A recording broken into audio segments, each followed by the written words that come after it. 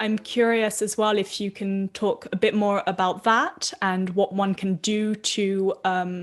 help people who are struggling with postcoital dysphoria. And then maybe Yeah. also talk about other ways that our bodies and minds can sometimes have very, yeah, physical ways of manifesting trauma. hmm So one of my favorite right now go-to practices that I recommend for people is to practice before care, during care, and after care. So aftercare is a term that is well known and used in the BDSM kink community that basically just talks about how are we after a play scene, after sex, how are we going to tend to one another and tend to ourselves to make sure that we are okay. That can look like cuddling, that can look like tending to hot spots that were struck, that can look like eating, that can look like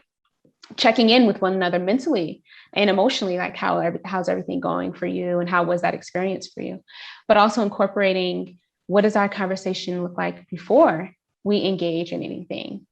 talking about our triggers, our boundaries, safe words, talking about any history that is important that we feel safe to talk to people with, checking in during, right? So when it comes to people who've experienced trauma and who are having struggles with sex, I really stress when I'm speaking to couples specifically, but even when I'm working with an individual, is how do you keep the lines of communication open during sex?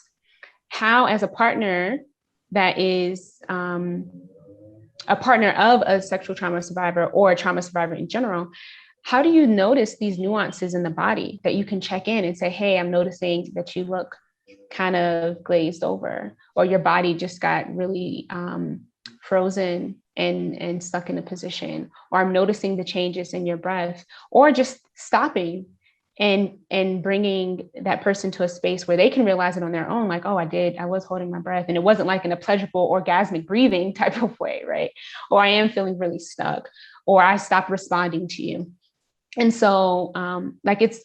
both of our responsibility to check in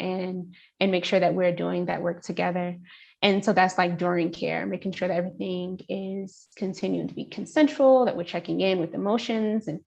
physical needs. And then, of course, I already talked about aftercare and what that can look like. I think when we are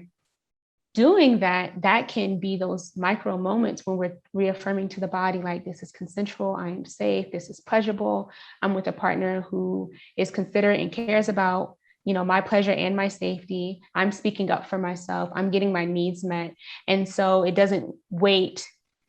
or it